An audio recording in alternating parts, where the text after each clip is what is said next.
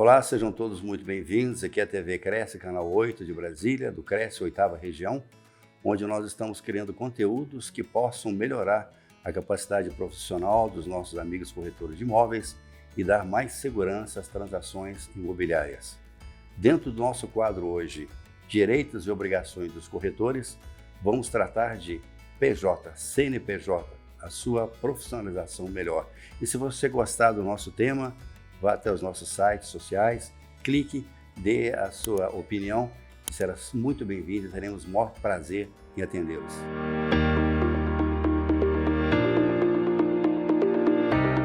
Temos a grande satisfação hoje de trazer até os estúdios da TV Cresce Manuel Estevam, CEO e fundador da Imobtec, que hoje fecha com o Cresce Brasília uma grande parceria que vai nos trazer uma realização profissional enorme.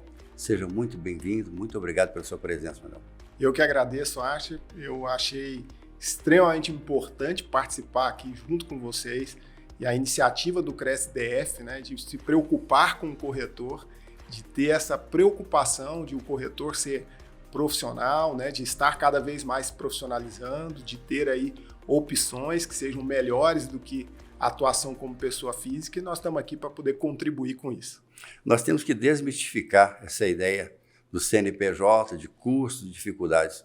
Hoje nós temos algumas ferramentas institucionais, principalmente o famoso Big Brother, né, que não tem como esconder mais nada dessas receitas. É muito mais importante que o corretor esteja devidamente legalizado junto ao fisco, de modo que as suas receitas sejam disponíveis de uma forma clara, que ele possa ter seu retorno financeiro, sua conta bancária, seus financiamentos, e nisso nós contamos com sua ajuda, viu? Exatamente. Hoje a gente costuma brincar exatamente com esse paralelo aí do Big Brother, né? Que é o Big Brother fiscal. Hoje todos nós vivemos o Big Brother fiscal. O que é o Big Brother fiscal? Todos os órgãos estão interligados com a Receita Federal, né? Junta comercial, cartórios, né? Então, algo que é tão próximo dos corretores de imóveis, ou seja, toda transação imobiliária hoje transita em um cartório, né? E o cartório comunica 100% dessas obrigações, assim como a incorporadora, como a loteadora, né? Como os planos de saúde, como as operadoras de cartão de crédito, como os bancos, ou seja, tudo está interligado à Receita Federal. Então, é muito difícil hoje qualquer contribuinte ter uma transação que não seja monitorada pela Receita Federal. Então, o que a gente sempre alerta para todos os contribuintes, e principalmente aí os corretores, né, é que não tem como mais viver como era no passado, né, de maneira informal, né, sem considerar essa realidade que nós vivemos hoje. Eu não sei se você sabe, Asha, na Receita Federal existe um software, né, e um hardware que processa todas essas informações que são capturadas dos contribuintes em todas essas esferas, né? Seja municipal, estadual, federal, e em todos esses órgãos que a gente comentou. E esse computador e esse software, eles têm apelidos, né? O software tem apelido de Árpia. A Árpia é uma ave de rapina que tem uma visão muito acurada, né? Ela consegue enxergar um camundongo a 3 quilômetros de distância, e o software e o hardware, que é quem processa toda essa informação, tem aí o apelido de T-Rex, que é o dinossauro mais potente, né, que teve aqui na Terra. Então, essas brincadeiras que são feitas aí demonstram o poder, né, de artilharia, né, o poder de fogo que a Receita Federal tem no tocante a essa avaliação dos dados, né, confronto, cruzamento de informação, o que o contribuinte precisa saber, porque uma informação que ele transita hoje, ela pode ser verificada daqui a 5 anos, né, que é o período prescricional. Eu lembro que há um tempo atrás, quando o governo implementou um convênio entre a junta comercial e os cartórios e a Receita Federal, começou a detectar, junto com a Secretaria de Fazenda dos estados, começou a detectar algo que era muito transacionado no passado, que era a doação. Você comprava um imóvel, queria e já transmitia aquele imóvel para um filho, né? Isso é considerado como uma doação. Era comum as pessoas fazerem isso, né? E não tinha problema nenhum. a partir do momento em que implantou esse convênio, onde a junta comercial e o cartório transitam essa informação às secretarias de fazenda dos estados, os estados começaram a autuar, né, essas pessoas que tinham ali essa prática. Ou seja, era uma doação que acontecia, mas como não existia um procedimento de fiscalização, era comum todo mundo fazer isso e não pagar o imposto. Então você tinha, a partir da data de implantação desse convênio, uma busca de 5 anos atrás daquelas transações e que aqueles contribuintes foram autuados. Então é uma preocupação muito grande que a gente tem, né, com os corretores, inclusive, para que caminhe nesse sentido da regularidade fiscal. Muito boa essa informação sua. Você vê, nós aqui pelo CRES, nós nos preocupamos muito com a capacidade profissional do corretor. O que significa isso? Ele entender de mecanismos, de ferramentas, de estruturas jurídicas para fazer uma transação certa, que não crie problemas a médio ou longo prazo com seus clientes, tanto como comprador como vendedor. Quando ele melhora essa capacidade profissional dele, a consequência natural é que ele seja mais bem remunerado, Sim. que seria o ideal. Agora, ele sendo bem remunerado, como é que ele vai transacionar isso aí? Como é que ele vai trazer esse dinheiro para a legalidade? Sim. Isso é que nós estamos discutindo muito. Essa educação financeira da aplicação dos bens dele é importante, como também é importante ele estar diante do fisco devidamente regulamentado. Sim. Olha, nós temos uma discussão sobre a necessidade ou não do corretor ter a inscrição junto ao CRES pessoa jurídica. Vamos tentar separar essas duas coisas para ficar bem claro. O corretor, a partir do momento que ele está registrado no CRES, tá, que ele passou por toda a sua documentação, ele está autorizado a trabalhar como corretor de imóveis, na intermediação imobiliária, inclusive com locação e com avaliação de imóveis. A avaliação de imóveis, nós entendemos que ele deve ser muito mais bem qualificada, que ele deve ter um curso de avaliador. Se possível, junto com isso, que ele faça também o curso de perito judicial. Perfeito. Até aí vai. Agora, quando ele então ele está legalmente habilitado, né, a trabalhar como corretor de imóveis. Agora vamos olhar o lado do fisco. Então ele recebe uma comissão hoje, um honorário qualquer, e não declara isso em lugar nenhum. Mas cai na conta do banco dele.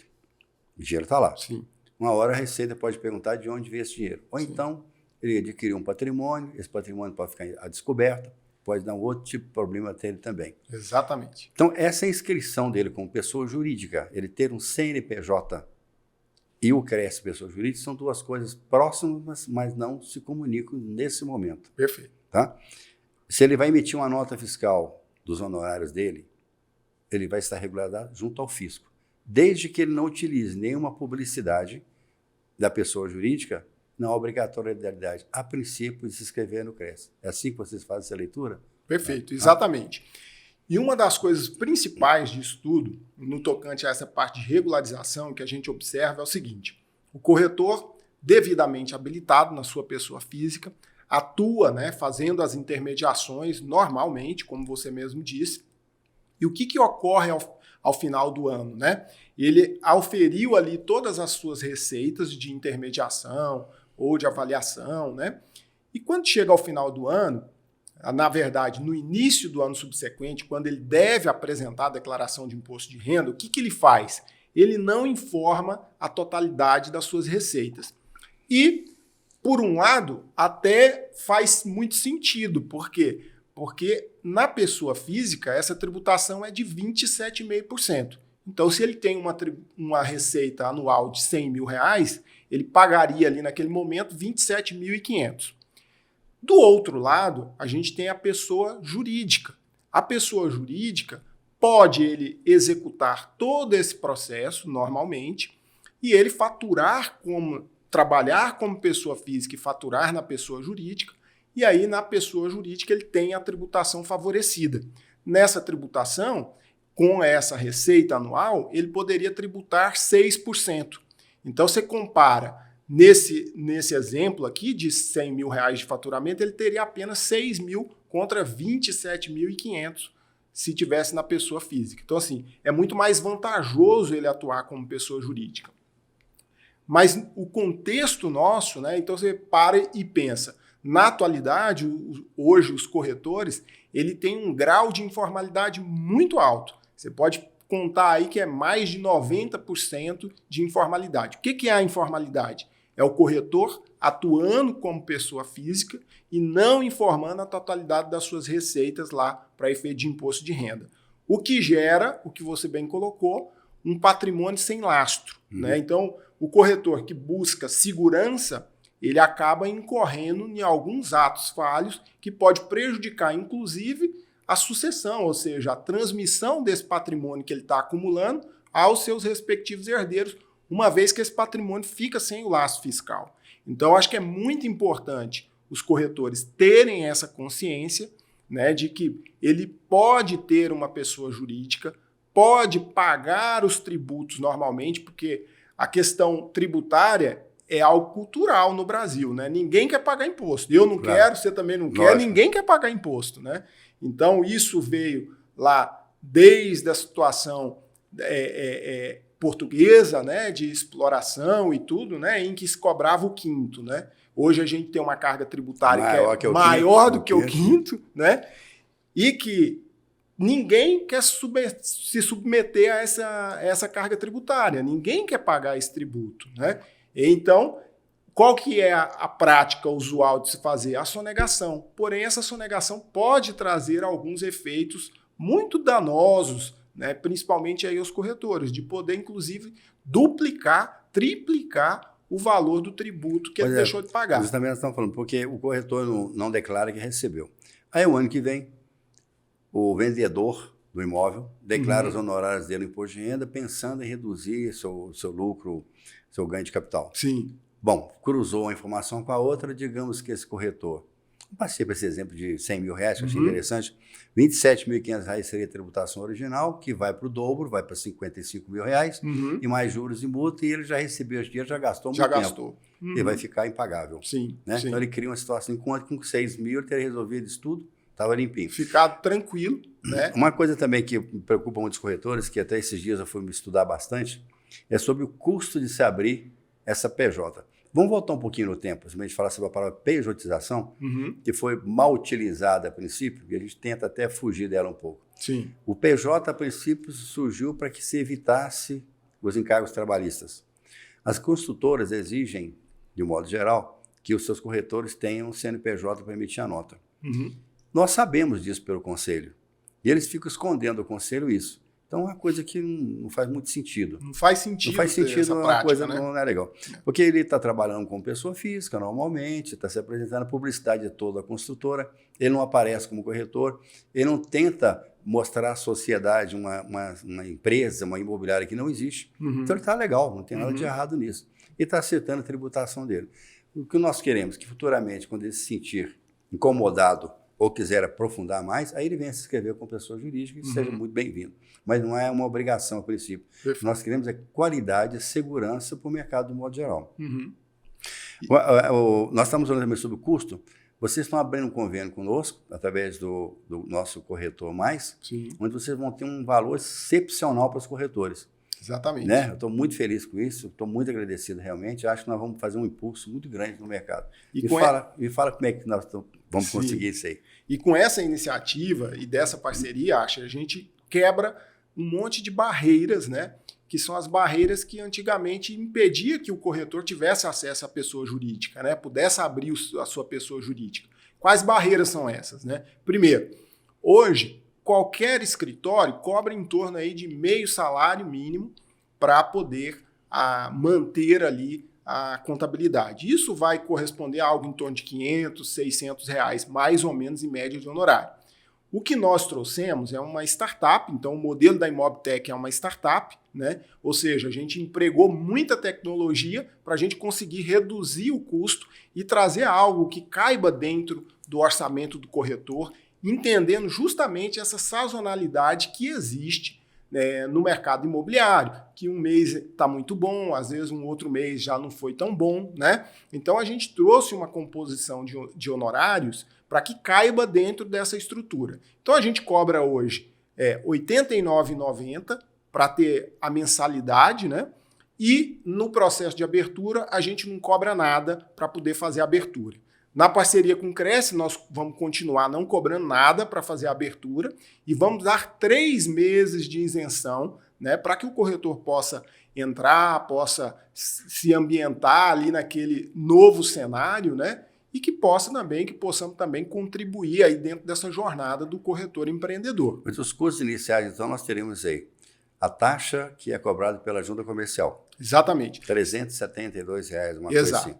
Aí você vai ter que ter também uma assinatura digital. Isso. Não é isso? Um certificado digital. Né? Esse custo ele vai ficar aí na casa de R$500 a R$600. Né? Acho que menos. Às vezes Porque menos é o seguinte, até um pouco, né? nós estamos fechando convênio também com uma empresa certificadora. Que bacana. E eu acho que esses certificados não chegarão a R$135. Que legal. Deve chegar nessa faixa de 130 por aí. Com 370, vamos chegar em R$500. R$500. Então vamos imaginar a seguinte situação. Durante um ano, qual o desembolso que esse corretor deve ter?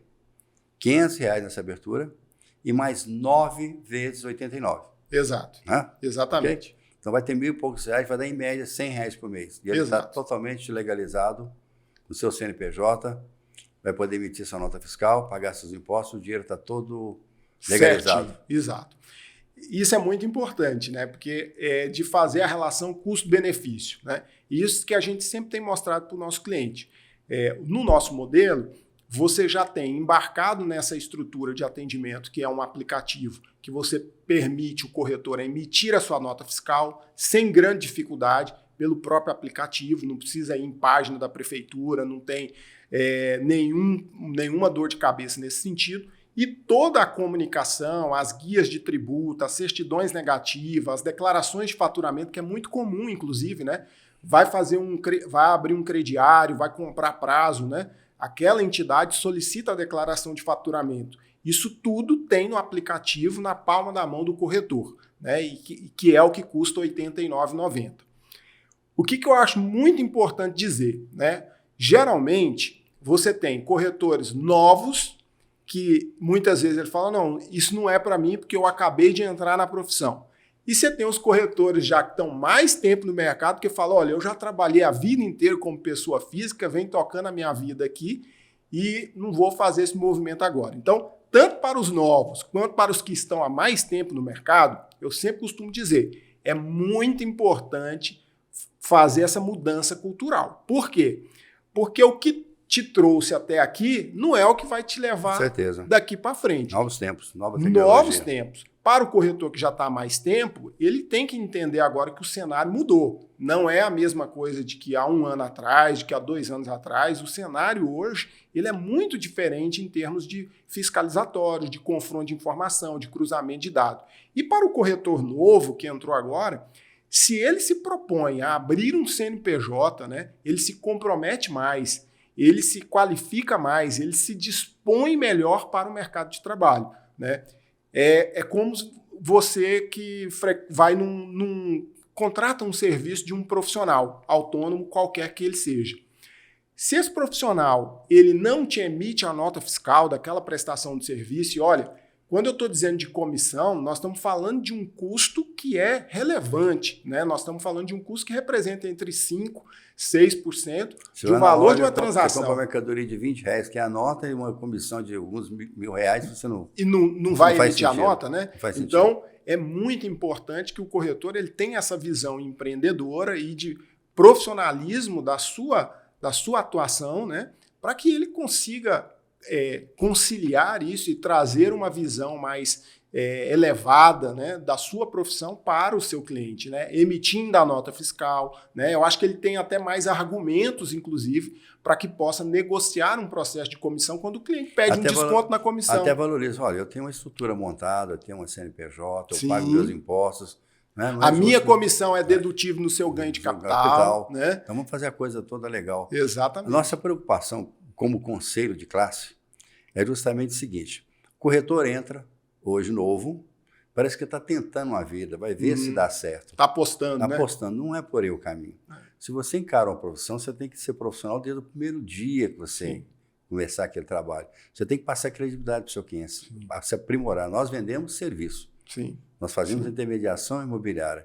O caso do CNPJ, dessa forma, na visão do fisco, e ele está tranquilo dos impostos, não ser pego de surpresa e ser processado por alguma outra forma, é bacana.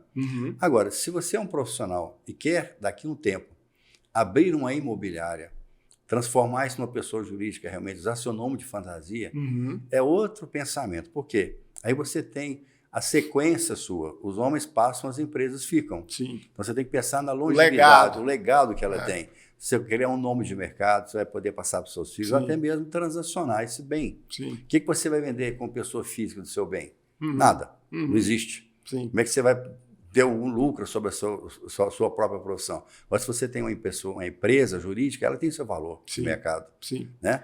E é interessante o seguinte, a gente se depara com muitos corretores que estão construindo patrimônio, né? Ou seja, corretor de sucesso, está ganhando dinheiro, está construindo patrimônio, tem reservas financeiras, porém esse corretor ele não tem lastro fiscal desse patrimônio.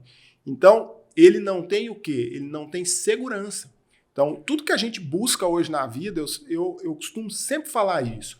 O que todos nós buscamos enquanto profissionais? Segurança. É segurança de dar uma vida melhor para a nossa família, de poder pagar um plano de saúde, de poder socorrer aquele ente quando ele passa algum perrengue, não é mesmo? Se você não se preocupa com a sua vida fiscal e financeira, você está em contra todos esses valores, porque amanhã você pode ter que vender um patrimônio seu para poder cobrir um problema que você negligenciou. Então é muito importante que o corretor ele tenha muita atenção em relação a isso. Por quê? Porque aqui, hoje, ele pagaria 6%, né? Quando tem comissão, ou seja, fora disso não paga. Então, se eu não tenho a percepção da comissão, eu não tenho custo fixo, né, de tributário. E se eu tenho a comissão, eu tenho ali comprometido ali algo em torno de 6% para poder pagar esse tributo. Mas aquilo morreu ali, você tem uma renda ali livre, desimpedida e com lastro fiscal. Se você não faz isso, você começa a ficar invisível perante o fisco. E isso pode lhe causar um problema lá na frente. A gente tem identificado muitos corretores que nos procuram já quando estão com problema. Quando receberam um auto de infração, quando vão na embaixada para tentar um visto, porque ele tem condições de levar a família dele para fazer uma viagem para o exterior, mas ele não consegue o visto, e a justificativa de não conseguir o visto é o quê? Falta de lastro, né? Falta de evidências de que ele tem aqui uma profissão, de que ele tem renda, de que ele está confortável aqui. Então, isso é muito importante na jornada do corretor. Esses dias, um tempo atrás, eu fiz uma palestra sobre essa parte de pejotização e eu tive o cuidado de explicar o seguinte: você tem um capital social, nós vamos pensar no tamanho da empresa, nós temos a forma de tributação, que seria o simples, que é a parte mais interessante, né? E a estrutura que eu achei melhor seria limitada unipessoal. Perfeito. Não precisa de sócio, não precisa de nada, ele sozinho. E também a garantia que ele tem de mercado é só sobre o valor mínimo, você não tem limite. Sim. A Ireli, você tinha uma exigência de ser 100 salários mínimos. 100 salários mínimos. Que ninguém tinha aí cento e tantos mil reais para deixar na conta, exatamente, nem para justificar. E então a limitada unipessoal veio suprir esse vácuo. Então, eu achei que até então a melhor estrutura para o corretor seria limitado unipessoal. Perfeito. Se ele puder ainda continuar com o nome dele, pessoal, nessa empresa, sem criar um nome de fantasia muito diferente, ele passa a ter uma estrutura mais segura. Sim. Tá? E começa a trabalhar com o nome dele realmente. Só que vai ter a palavra limitada. E a outra ele teria que usar, como corretor, nós temos aqui o chamado NPA do CRES. Quando você entra, você tem que dizer um nome que você vai utilizar no mercado. Perfeito. Tem que ser o seu nome, pessoa física, e pode ser acompanhado de corretor de imóveis ou negócios imobiliários, mas existe uma regra para isso. Você não pode usar nunca limitada imobiliária, que aí você está passando uma ideia falsa de que é uma pessoa jurídica. De que tem uma estrutura jurídica por trás. Não. Agora, se por acaso um corretor vem aqui hoje, faz a inscrição dele diante do fisco, está trabalhando normalmente, o escritório dele tem o nome dele dentro do NPA, tudo ok. Se amanhã ele fizer uma publicidade, aí a fiscalização poderá ir atrás dele. Porque ele está mentindo de alguma forma, então vai ter que regularizar. Outra coisa também, nós temos fechando vários convênios que vão melhorar muito a vida dos corretores. Você me contou e eu achei excepcional. Fantástico, né? Por exemplo, imóveis retomados do Banco do Brasil, a Caixa Econômica, aí você vai ter que ter um imobiliário. Não tem outra forma, é a segurança que eles querem, esse imobiliário. Então, se você já tiver seu CNPJ, basta escrever ao CRES, já vai estar habilitado para atuar nesse mercado que é extremamente lucrativo para o corretor de imóveis. Sim. O brasileiro, quando ele começar aprender a comprar imóveis em leilão, retomados, ele vai ver que abre um leque de opções de mercado. Sim. E tem gente hoje ganhando muito dinheiro com isso, né? Eu achei excepcional quando você me contou isso daí, do convênio que vocês estão fazendo aí, que a possibilidade que abre para o corretor que tem a sua PJ, né? E o que você comentou antes, Acha, em relação ao modelo jurídico, é perfeito. Porque assim, ó, antigamente você tinha várias barreiras de entrada, como a gente colocou aqui. Primeiro era o custo de um escritório para poder abrir a sua empresa e manter a sua empresa. Pois está brincado, sem endereço de residência, sem problema nenhum. Não tem custo nenhum, não. Né? E com a Imobtech você nem precisa de fazer alvará, de bombeiro, de fiestão. Exatamente, acabou, não precisa mais disso. Exatamente. Ou seja, você quebrou uma série de barreiras aí que impedia o corretor de vir. E em 2019, inclusive foi o próprio governo Bolsonaro que estabeleceu isso, que eu achei também fantástico, porque até então você tinha a Eireli.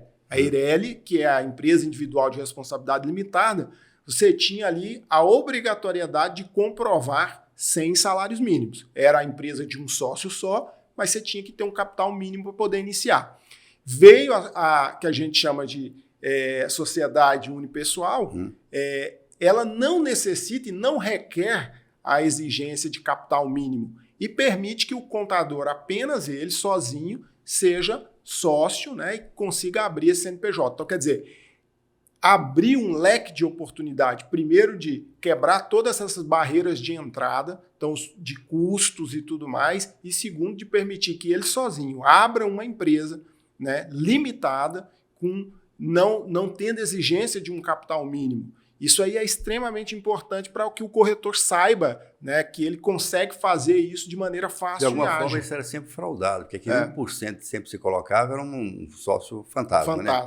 Normalmente era esposa, alguma coisa assim. Filho, né? Então era uma coisa, já era fraudulenta desde a entrada. Do início, né? O grande cuidado que tem que ter é o nome de fantasia, tá? Isso é importante frisar bem, porque o corretor que utilizar o nome de fantasia em suas publicidades vai ter que ter sua inscrição no CRES com pessoa jurídica. Se ele continuar trabalhando com pessoa física, não obrigatoriamente, a não ser que ele tenha interesse nisso. Nós queremos mostrar para ele que é mais interessante, mas não forçá-lo a isso. É uma opção. Sim. É mais vantajoso para você fazer isso. Pense no seu futuro, pense que essa empresa vai durar muitos anos, pense que ela vai ter um nome, vai ter um valor de mercado. Isso é que nós queremos passar para os nossos amigos corretores. Vocês hoje, como é que vocês estão dentro do mercado brasileiro? Vocês mais Brasília, Goiânia, vocês estão trabalhando em outros estados também? Qual o foco? Então, nós começamos tudo em Goiânia, né? Eu sou um dos sócios do Grupo Mapa. A Mapa é uma empresa de contabilidade, de auditoria, que tem 23 anos no mercado. A Imobtech surgiu como uma spin-off lá dentro da Mapa e nós começamos ali a validar um modelo de negócio em Goiânia mesmo. Então, hoje a gente atende basicamente todas as principais imobiliárias do mercado e nós criamos uma estrutura de um ecossistema, ou seja, a gente até intitula como sendo o primeiro ecossistema para corretores de imóveis, porque ali o nosso objetivo, o nosso propósito enquanto empresa é colocar o corretor no centro, é dar protagonismo para o corretor. De que maneira? Trazendo soluções que facilitem a jornada dele enquanto corretor. Então, tudo que nós fazemos todos os dias é pensando o que fazer para melhorar a jornada do corretor e do seu cliente dentro desse processo. Então, nós abrimos ali o primeiro ecossistema, que é composto ali por três áreas de atuação, né? O Imobtech Go, que cuida de toda essa parte de regularização fiscal, desde a abertura do CNPJ, emissão de nota, cálculo dos tributos, certidão, declarações de faturamento, ou seja, toda a parte de regularização fiscal do corretor. O Imobtech Bank, que a gente atua ali com toda a parte financeira, né, ajudando o corretor a receber a comissão através de um trabalho de pagadoria, de split de comissões e também da própria antecipação da comissão. Às vezes o corretor precisa antecipar a comissão, precisa ali o dinheiro para uma emergência. Hoje ele não tem o que fazer com essa comissão que está parcelada, a gente ajuda o corretor ali antecipando essa comissão. Estou deixando claro que essas facilidades são para pessoas que têm a contabilidade com vocês, né? Exatamente. Estou deixando claro que não é para o mercado de uma forma geral. Tá? Exato. Bom? Então, principalmente, né, a gente tem utilizado uma estratégia de nos aproximar primeiro das imobiliárias, né? E ali atuar naquele ecossistema da imobiliária, dos corretores que estão junto com a imobiliária ali. E também uma outra estratégia que é do mercado de autônomos, profissionais autônomos também, que a gente está buscando esse para poder compor ali a nossa estrutura, né? É lógico que quando a gente está próximo mais da imobiliária, naquele ecossistema da imobiliária, a gente tem mais facilidade de comunicação, né? De transacionar. E com o mercado de autônomo, a gente tem buscado as estratégias, como é o caso aqui do próprio CresDF, né? Através do CresDF, a gente poder alcançar esses profissionais, né? E levar vantagens para eles ali também. Bom, mas você comentou uma coisa sobre o imobiliário que me chamou a atenção. Essa estrutura que nós estamos propondo agora para os corretores, limitado unipessoal, entende-se que seja uma pessoa que não tenha funcionários, que não tenha outro tipo de gasto. Crescendo essa estrutura, como é que mudaria essa assessoria de vocês? Vai mudar valor, vai mudar conceito? Como é que funciona? Sim, hoje basicamente, esse plano de R$ 89,90 é para o corretor pessoa física, né, que quer abrir ali a sua PJ, né? Ele abrindo a sua PJ e montando alguma estrutura um pouco mais robusta, que tem empregados, né, que receba ali folha de pagamento, a gente tem uma outra estrutura de cobrança, porque daí a gente começa a ter ali outras obrigações que precisam cumprir. O pacote básico, que é esse plano que nós atendemos, é para aquele profissional que é o corretor e que ele quer, né, se profissionalizar, ele quer melhorar ali reduzir o custo tributário que ele tem, né, enquanto pessoa física, ou legalizar aquela renda que ele tem ali enquanto pessoa física e quer caminhar num... Por que foi essa pergunta? Só para deixar claro que vocês estão preparados para atender qualquer tamanho de empresa. Sim. Não especificamente Sim. o corretor autônomo, ou o profissional liberal, ou o nosso Sim. da sociedade. Hoje, inclusive, nós atendemos umas principais imobiliárias do país, nós temos hoje lá dentro da nossa carteira, mas atendendo dentro da estrutura do Grupo Mapa, né? Ali a Mapa ela tem uma expertise, né, muito grande no mercado imobiliário. Por isso que então surgiu a Imobtech. Então na Mapa a gente tem as principais incorporadoras, loteadoras, né? E temos as imobiliárias ali também que a gente atende uma estrutura um pouco mais robusta, né? E por um outro lado, nós sempre atendemos esses grandes players, né? E nunca atendemos os corretores. Mas a gente viu que a gente podia agregar muito aos corretores, como a gente já agregou a vida inteira para esses grandes players, né? Também levar um serviço de qualidade a um preço justo, né? E fazer ali uma mudança na forma de atendimento. Foi o que a gente se propôs aí com a Imobtech, trazendo para os corretores, para a realidade dos corretores de imóveis. Dentro desse projeto Nosso Corretor Mais, esse projeto começou com uma ideia chamada custo zero. Perfeito. Ou seja, o tributo que o corretor tem que recolher todos os anos, para deixar claro, é um tributo que os corretores têm que recolher, como o IPVA e o IPTU. O que nós podemos fazer de modo que isso aí saia zero para ele? Então, nós começamos a fechar alguns convênios, assistências médicas, hospitais, e esses descontos que eles receberiam por estarem em dia com o conselho, desse a eles alguma vantagem a mais. Sim. Esse projeto está crescendo muito.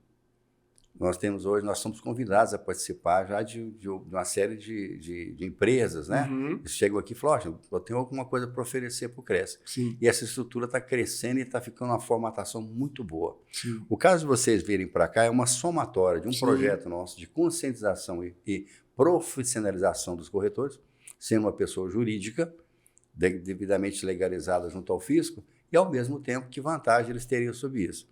Esse caso de ser um custo zero na abertura da empresa, e mais 3 meses, só aí nós já estamos falando de R$400. Exatamente. Que já é mais da metade de um tributo anual que ele tem que recolher aqui. Exato. Só nessa história. Sim. Só que, eu não sei, eu gostaria de até te convidar para a gente poder aprofundar um pouquinho mais sobre a Hub, o Bank e a parte de tech aqui, para a gente trazer também essas outras vantagens aos corretores. Sim. E parece que vocês também, dentro da estrutura, vocês têm lá um outro plano lá de vantagens também, não tem? E é importante isso que você falou, só no simples fato da contratação, esse convênio aqui entre a Imobtech e CresDF dá quase que a anuidade dele.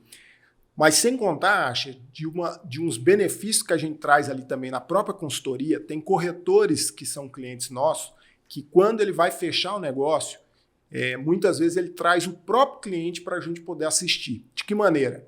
O cliente está com dúvida no ganho de capital.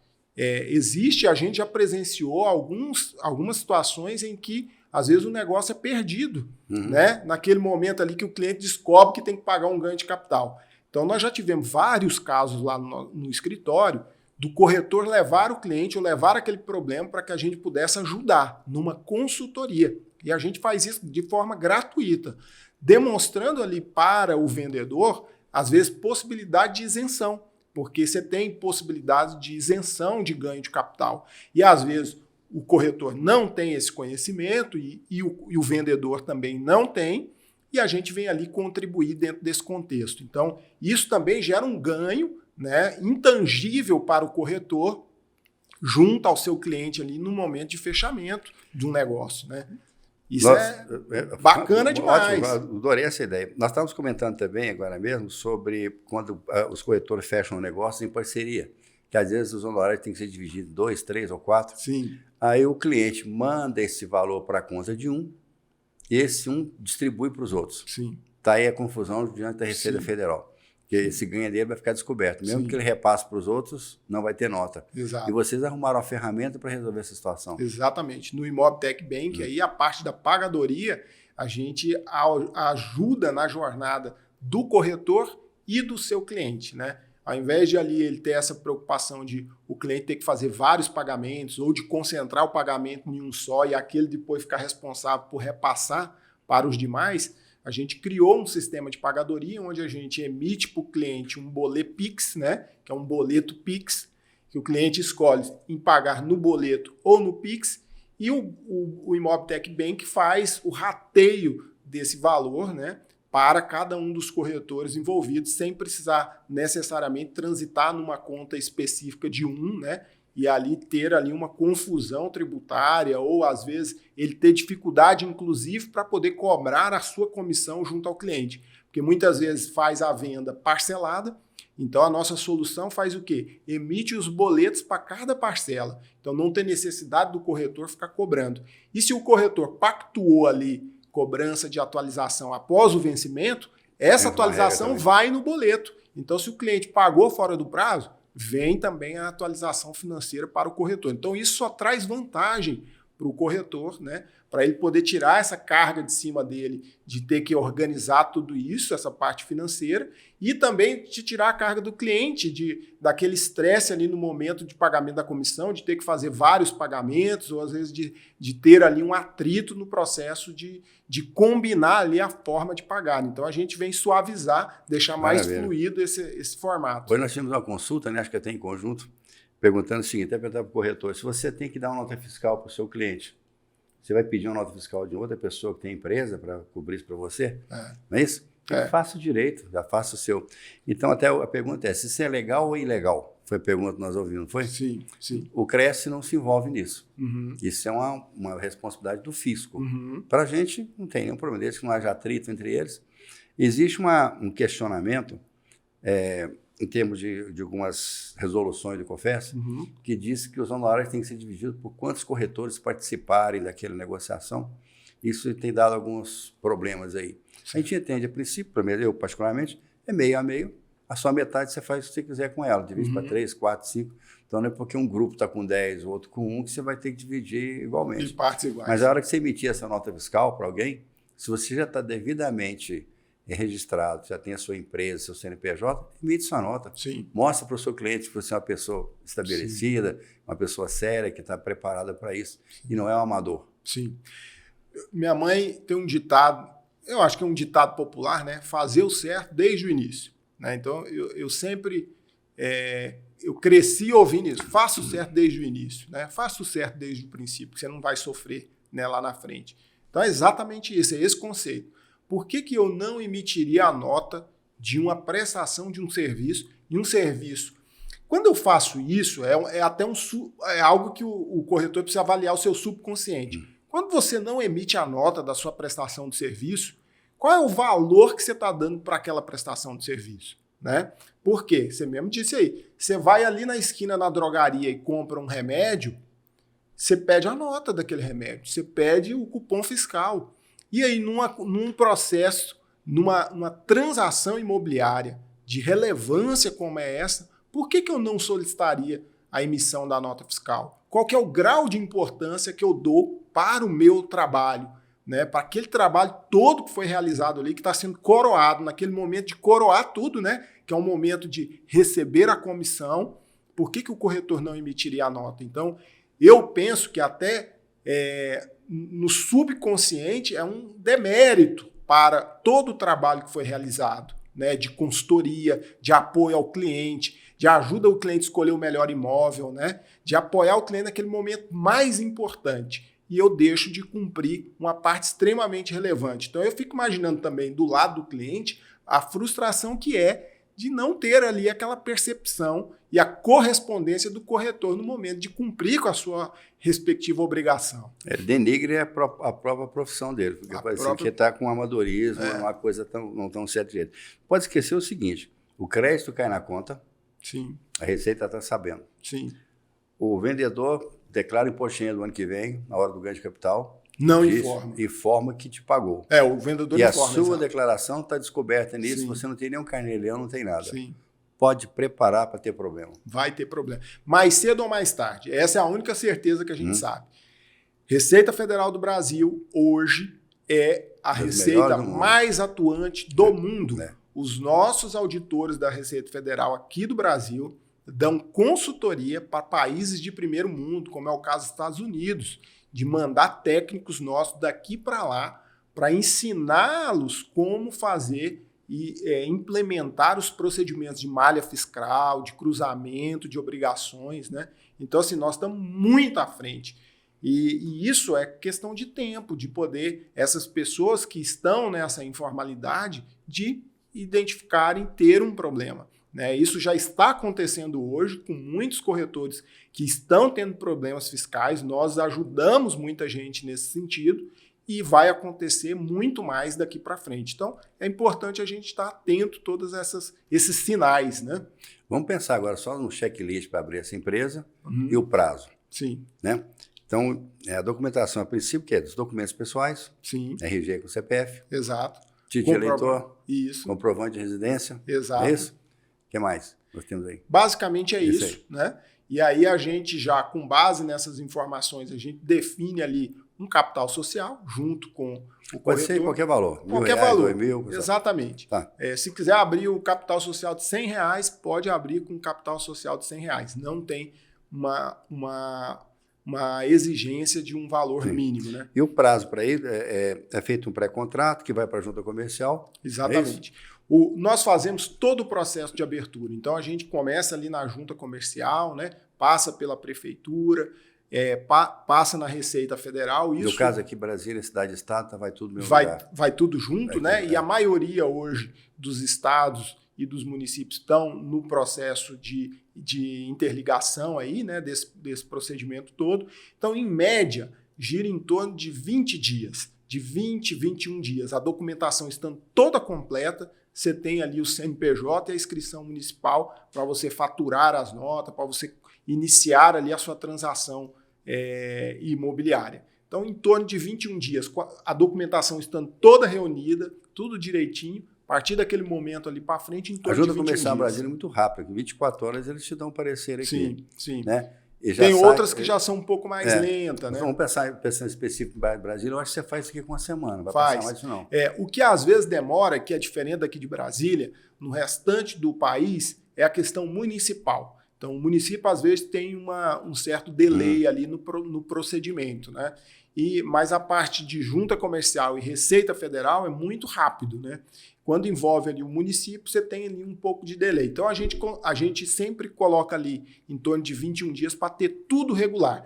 Mas o CNPJ, a gente consegue na primeira semana. Ali na primeira semana, 4 dias, 5 dias no máximo, a gente já tem o CNPJ. Com o CNPJ já é possível abrir conta em banco, né? Já é possível você já ter ter existência, né? Ter ali vida própria ali para poder executar as transações. Você não pode emitir a nota ainda só depois do certificado digital. Exato. Né? Que demora da inscrição na prefeitura. Certificado também é rapidinho mesmo. O certificado é rápido. Né? O que demora, às vezes, um pouquinho mais é a prefeitura. Então, por isso que eu passo um prazo em médio aí de 21 dias, até 21 dias, são 3 semanas, você tem aí esse processo todo concluído. Ótimo. Acho que as notícias são maravilhosas para os nossos amigos corretores, para a gente também, viu? Eu gostaria muito de ver uma quantidade considerável de corretores chegando a esse mercado com bastante segurança profissional. Sim. Porque se eu comecei hoje, já abro meu CNPJ e entro no mercado para valer, significa que eu estou encarando isso como profissão, amigo. Sim. Não estou tentando ver se vai dar certo. Sim. Não é isso? Sim. E estou mostrando para o meu cliente que, olha, aqui eu sou um profissional. Quando você quer ser um jogador de futebol, qual que é o primeiro instrumento que você faz, né? É comprar uma chuteira, né? Quero ser jogador. São ferramentas normais. É uma ferramenta de trabalho. Assim é o CNPJ para o corretor de imóveis, né? Que quer ser profissional, que quer passar uma imagem bacana para o seu cliente, né? É de emitir ali a nota fiscal, né? De ter formalização através do CNPJ. Não é que seja errado ele atuar como pessoa física. Atuar como pessoa física não tem problema algum. O problema se dá lá no ano seguinte, onde ele precisa apresentar a declaração de imposto de renda, dizendo quais são as suas receitas, é que ele não faz isso. E está certo, né? Porque o custo é muito alto, mas está errado, então, não fazer e não procurar abrir e regularizar a sua situação abrindo no CNPJ. Vai até um risco de, psicologicamente, a pessoa se punir, né, por ganhar dinheiro. Fala, estou ganhando dinheiro, tem que pagar muito imposto. Dessa forma, a história inverte. Investe. E quanto mais imposto você pagar nessa modalidade, melhor que o custo é mais em conta, melhor é. Isso significa que eu estou ganhando cada vez mais. Os negócios que você tem hoje de financiamento bancário, de, financiamento de carro, essa coisa toda, de cheque especial, tudo exige, né? Tudo exige. Não é uma coisa assim tão simples. Né? O corretor, ele é a pessoa que mais realiza sonho de outras pessoas, né? Porque quando você pega, e várias pesquisas destacam aí que o principal sonho do brasileiro é o quê? A casa própria. Então, quem é que ajuda a pessoa a realizar esse sonho? O corretor. Ele é o principal agente desse contexto de ajudar a realização do sonho da maioria das pessoas. Só que ele esquece de ajudar a realizar o próprio sonho. Exatamente. Não é? Porque se ele não tem lastro nas suas rendas, né? Se ele não tem ali a comprovação da sua renda, como que ele vai buscar um financiamento imobiliário para poder comprar um imóvel, né? Porque hoje faz muito sentido, né? Você ninguém entra com a totalidade do recurso para poder comprar um imóvel, né? Então a maioria das pessoas financiam, né? Paga uma parte ali, dá uma entrada e financiam o restante. Financiamento imobiliário normalmente é o maior negócio da vida de uma pessoa. Sim. Além de ser em volume financeiro, é em tempo. Em tempo. Nós estamos falando de 20, 30 anos com aquele negócio ali que ele está propondo. E o corretor participando disso ali sem dar a essa pessoa uma credibilidade, inclusive indicar um bom financiamento, qual a alíquota melhor, qual a linha de reajuste que nós vamos trabalhar, qual o banco que te dá mais reciprocidade. O corretor tem que ser, cada dia que passa, ter mais habilidades em todos os segmentos. Estou falando de direito, de construção, de corporação, de gente, né? A gente não vende tijolo, né? Vende história, né? Então, a coisa é um pouco mais complexa do que isso. Manel, o que você gostaria de acrescentar para a gente aqui em termos desse convênio nosso, na sua visão de mercado? O que você está sentindo já com as outras cidades, ou até Goiânia, que está tão próximo aqui? O que você poderia deixar de... O que eu vejo, assim, nós atuamos no segmento imobiliário já há muito tempo, mais ali focado, como eu disse para você, as construtoras, as incorporadoras, né, aos players que já estão ali bem estabelecidos. E há 2 anos nós temos atuado, voltado e focado ali para os corretores de imóveis. Eu percebi que de uns 5 anos para cá, a profissão, o mercado imobiliário tem tido uma mudança significativa, principalmente após a pandemia, que eu acho que mexeu em muitos mercados, mas o mercado imobiliário foi muito, muito impactado pela pandemia, né? Trouxe novas formas de fazer negócio, trouxe novos hábitos, né? Isso tudo impactou muito na vida do corretor, principalmente. No mercado imobiliário, eu tenho percebido também que existe uma renovação muito forte, ou seja, muita gente nova. Antigamente, na época do meu pai, eu lembro dos corretores de imóveis, era sempre gente mais madura. Hoje você olha para o mercado imobiliário, muita gente nova está entrando. Não está entrando como uma segunda opção, está entrando porque é um mercado que de fato remunera bem, que traz bons retornos para aquelas pessoas que estão extremamente comprometidas. Então é um mercado extremamente promissor. E tem entrado muitos novos players nesse mercado, né? Então, o que eu acho que é importante é que toda essa renovação, esse movimento que vem acontecendo no mercado imobiliário, e a gente também vem nessa vertente, né, de enxergar isso, de enxergar que a questão cultural tem mudado também no mercado imobiliário, de poder apresentar uma solução que, de fato, resolva o problema do corretor, né, mas que traga ali uma estrutura de baixo custo, compatível com a estrutura de custo dele, com uma boa relação custo-benefício para ajudar ele, de fato, a ser um bom profissional, né? A ter bons ganhos e uma relação muito boa aí com o dinheiro. Você tocou 2 pontos que eu achei interessante aí. O corretor, a linha de entrada do corretor de imóveis hoje, um TTI, é um curso muito simplório, muito fraco. É o meu ponto de vista, tá? Me perdoe, mas é muito fraco. Ele não entra com muita bagagem. Só que você tocou na outra fase. Existem muitos profissionais hoje que estão agregando a profissão de corretor de imóveis. Esses já têm uma bagagem maior. Sim. São médicos, são engenheiros, são advogados, outros profissionais, economistas, contadores, que agregam, sabe, a profissão de corretor de imóveis. Então, eles já vêm com uma bagagem pessoal muito maior. Né? Então, eles chegam atropelando o mercado, porque ele conhece bem. Um advogado vai identificar rapidamente se um contrato está válido, se não está. Um arquiteto vai fazer uma vistoria no imóvel, um engenheiro. Entendeu? Então, essas pessoas estão chegando no mercado. E isso tem mudado muito o mercado. A pandemia foi extremamente positiva para o mercado imobiliário. É uma coisa muito simples. As pessoas ficaram mais tempo em casa. E estando em casa, descobriram muitos defeitos que a casa tinha, ou que não estavam prestando atenção. Resolveram melhorar aquilo. Reformas, um quarto maior. Outra coisa é a necessidade de ter um home office. Então ele precisa de um espaço maior, um quarto destinado a isso. Ele quer morar numa casa que seja segura, que seja tranquila, que seja silenciosa, tenha uma boa rede de internet, tenha segurança, vai agregar uma pessoa mais idosa junto com ele. Então aqui é uma casa talvez térrea, um lugar para ter um cachorrinho. Isso mudou o mercado todo. Mudou muito. E essa volta está difícil de acontecer. Então o corretor que está antenado e prestando atenção a todos esses movimentos, ele sabe para que caminho deve se dirigir. Você tem um período agora, talvez, de grande investimento em casas populares. Ok, esse dinheiro vai gerar. A pessoa constrói uma, passa para o maior, vai haver uma ascensão de investimentos. E outra coisa, então, se o corretor pensar no futuro dele, nós estamos criando aqui para ele um plano de previdência. Que bacana. Estamos ensinando para ele um curso de pós-graduação pela nossa Unicresce. Estamos preocupados com ele, no final de semana, para ele ir para um bom clube com a família dele. Fechamos um convênio com a Zel. Estamos cuidando de dentes para ele, que tem várias clínicas odontológicas. Tem faculdades que 1 mês de desconto cobre a anuidade inteira do Cresce. Entendeu? Então, tem a Imobtec que vocês estão pensando aí na parte fiscal, de regularização. Você percebe, nós temos que pensar no corretor, não é com o sistema inteiro, mas ele como pessoa, como parceiro de negócio. Então, eu pergunto, o que o Cresce faz por mim? Tá aí um monte de coisa que nós fazemos, fora o objetivo principal, que é apenas fiscalizar e punir. Não é isso. Isso é um plus que a gente tem que tomar cuidado com o nosso grupo todo. Então, essa preocupação tem que ser inerente do corretor desde o primeiro dia que ele entrar na profissão. Ele já pensar na aposentadoria dele, no futuro dele, na segurança para a família, no imóvel que eu vou adquirir. Como é que eu vou comprar um carro se eu não existo?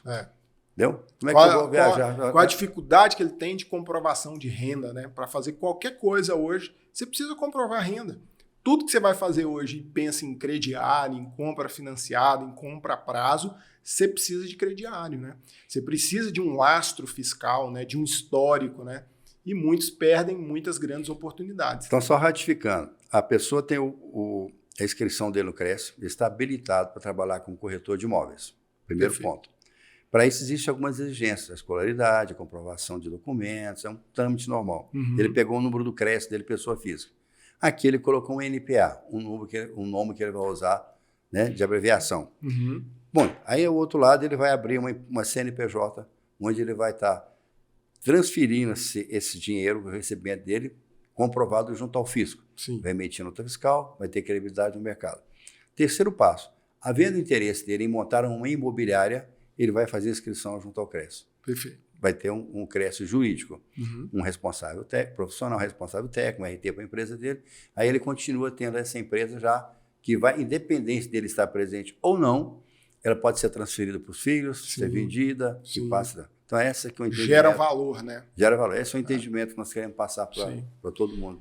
E eu aproveito para poder parabenizar aí vocês, né? Eu acho que está num caminho muito bacana o CRES-DF, né? Porque, como você disse lá atrás, qual que é o papel do CRES, né? Fiscalizar. Que está na lei ali, né?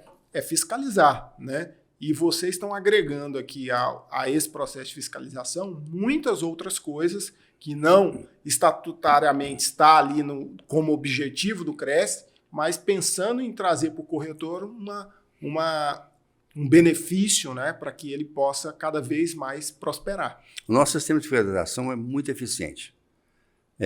Nós temos trabalhado com vários pontos, várias formas de fiscalização, só que o volume de processos aqui é uma coisa impressionante, é muito grande. Nós estamos inaugurando aqui agora a nossa junta de conciliação. Ver se a gente consegue baixar essa quantidade de julgamentos, que nós estamos fazendo faixa de 400, 450 por ano. É muita coisa, mas ainda está abaixo da nossa real necessidade. E o CRES não tem como crescer mais. Nós temos um ponto de equilíbrio, a receita e a despesa trabalham juntas. Nós não temos subvenção de ninguém. Sim. Então, a gente tem que ser, a parte financeira tem que ser muito bem organizada. Ajustadinho, muito né? ajustada, não tem como. Então, com isso, a gente consegue reduzir o custo, porque, pra você ter uma ideia, um julgamento custa em torno de R$ 2.400, assim, cada processo. Isso pesa muito na nossa receita, você poderia estar aplicando em outras benfeitorias. Todo esse processo do Corretor Mais é custo zero para o CRES. Nós temos uma estrutura que consegue gerenciar todas as informações. Mas para o corretor, se ele somar o que ele tem de benefício por ano, é uma coisa de tirar o chapéu. Tem que aprender a utilizar tudo isso aí, que é custo zero para ele. Basta estar em dia com o CRES. Só isso. Não? E aproximar do CRES para conhecer as vantagens que tem, né, de estar aí junto, né? Eu acho que o que vocês estão fazendo é fundamental, né, para essa classe, né, para que possa se desenvolver, né, para que possa cada vez mais se profissionalizar. E eu fico extremamente satisfeito de poder estar junto com vocês aqui nessa parceria, contribuindo com isso, né? O nosso propósito lá é ajudar o corretor, né? É colocar o corretor como protagonista, e nesse sentido eu fico feliz porque aqui a gente está contribuindo com aquilo que a gente mais tem aqui de valor, né? Que é ajudar a parte fiscal do corretor, e sabendo que existe uma entidade que se preocupa com isso também, né? E para a gente poder ajudar aí cada vez mais aí o ecossistema de corretores, né? Hoje, nessa segunda-feira, nós estamos lançando nossa entrevista, como nós fazemos todas as semanas, às 10 horas da manhã, nós lançamos uma nova entrevista.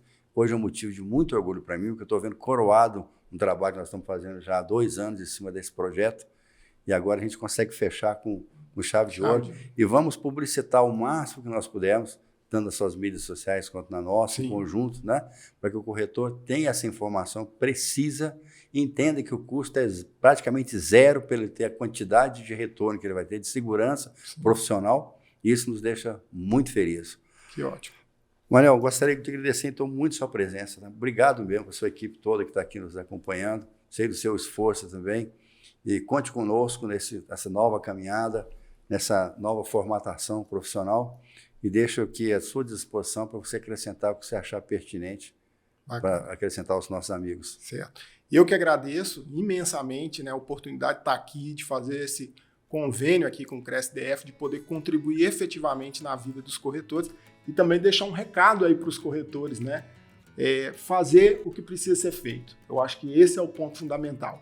Entender as vantagens da pessoa jurídica em relação à pessoa física e buscar sempre se profissionalizar. E para isso, conte conosco aí da Imobtech, nós estamos sempre à disposição, junto com o CRES-DF aqui, para levar as melhores soluções para os corretores. Muito obrigado. Mandar um abraço também para o meu amigo Eduardo, que é o presidente do CRES de Goiás. Sim, Eduardo, um grande abraço, Eduardo. Isso. E que espero que esses convênios também todos sejam bastante proveitosos para todos os nossos amigos de Goiás. Perfeito. Muito obrigado pela sua presença. Gostaria de agradecer também a todos os nossos amigos, as pessoas que nos seguiram até esse momento. Se gostaram da nossa entrevista, vão lá nas nossas redes sociais, curtam lá, mandem suas informações, suas ideias, nós estaremos aqui de braços abertos para poder atendê-los. Muito obrigado a todos. Muito obrigado. Obrigado pela sua presença. Grande abraço. Obrigado demais. Obrigado a você.